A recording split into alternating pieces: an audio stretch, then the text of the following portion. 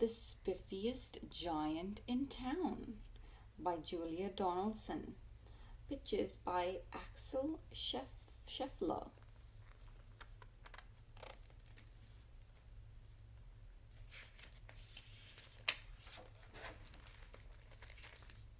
The spiffiest giant in town. George was a giant, the scruffiest giant in town. He always wore the same pair of old brown sandals and the same old patched up gown. I wish I wasn't the scruffiest giant in town, he said sadly. Here's George in his scruffy gown.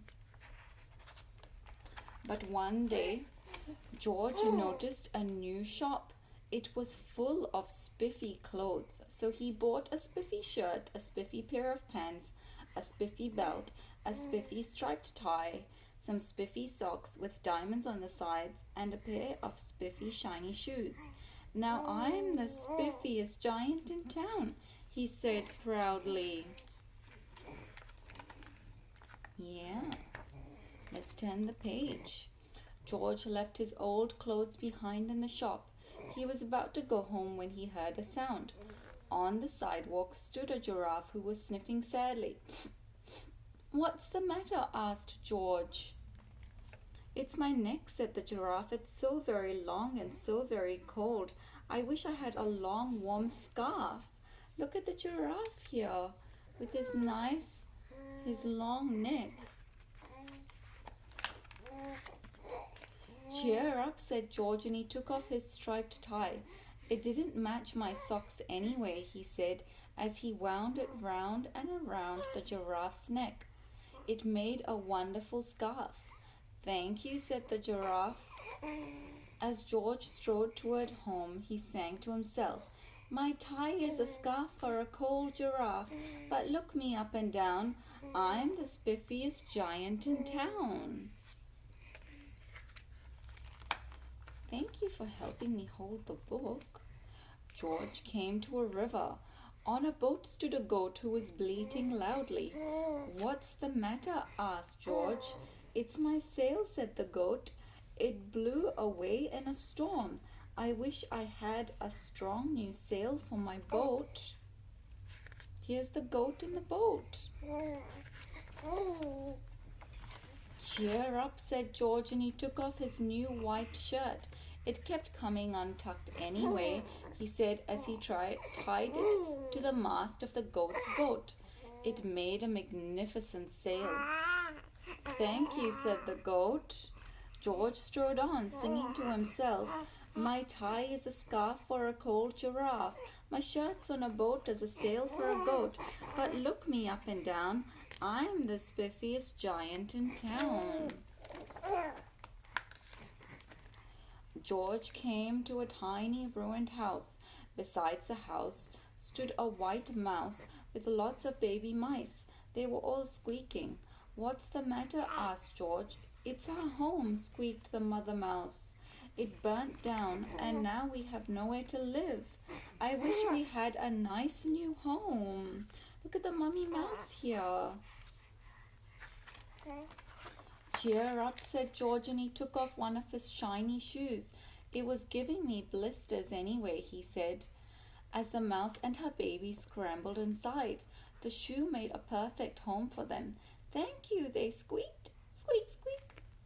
George had to hop along the road now, but he didn't mind. As he hopped, he sang to himself, my tie is a scarf for a cold giraffe.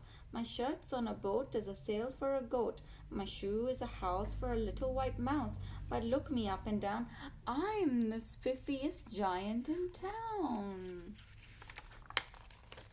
George came to a campsite. Beside a tent stood a fox who was crying. What's the matter? Asked George. It's my sleeping bag, said the fox. I dropped it in a puddle. I wish I had a warm, dry sleeping bag.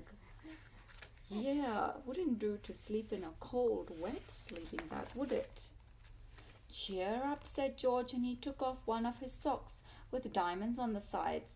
It was tickling my toes anyway, he said, as the fox snuggled into it. It made a very fine sleeping bag. Thank you, said the fox. George hopped on, singing to himself. My tie is a scarf for a cold giraffe. My shirt's on a boat as a sail for a goat. My shoe is a house for a little white mouse. One of my socks is a bed for a fox. But look me up and down, I'm the spiffiest giant in town. Can you help me turn the page? Good job. Good job, little bean. George came to a big squishy bog. Besides the bog stood a dog who was howling. What's the matter? Asked George. It's this bog, said the dog. I need to get across, but I keep getting stuck in the mud. I wish there was a safe, dry path. Cheer up, said George. Oh, what's wrong? Cheer up, said George, and he took off his spiffy new belt. It was squeezing my tummy anyway, he said as he laid it down over the bog. It made an excellent path. Thank you, said the dog. The wind started to blow, but George didn't mind. He hopped on, singing to himself. My tie is a scarf for a cold giraffe. My shirt's on a boat as a sail for a goat. My shoe is a house for a little white mouse. One of my socks is a bed for a fox. My belt helped a dog who was crossing a bog, but my pants are falling down. I'm the coldest giant in town. Suddenly, George felt sad and shivery and not at all spiffy. He stood on one foot and thought, I'll have to go back to the shop and buy some more clothes, he decided. He turned around and hopped all the way back to the shop. Here's George with his pants falling down. How embarrassing. Look at his pants and his boxes. But when he got there, it was closed. Oh no, cried George. He sank down onto the sidewalk and a tear ran down his nose. He felt as sad as all the animals he had met on his way home. Then, out of the corner of his eye, he saw a bag with something familiar poking out of the top. George took a closer look. My gown, he yelled. My dear old gown and sandals.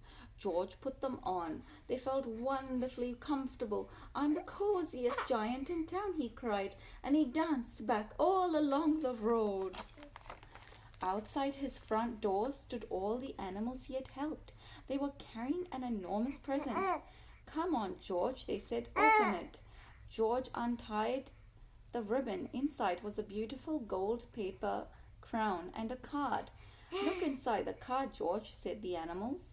George put the crown on his head and opened the card. You gave your scarf to a cold giraffe, your shirt's on a boat as a sail for a goat, your shoe is a house for a little white mouse, one of your socks is a bed for a fox, your belt helped a dog who was crossing a bog, so here is a very fine crown to go with the sandals and gown for the kindest giant in town. Isn't that nice? Isn't George a nice, kind giant? And he was a spiffy one as well. Yeah? You like that book?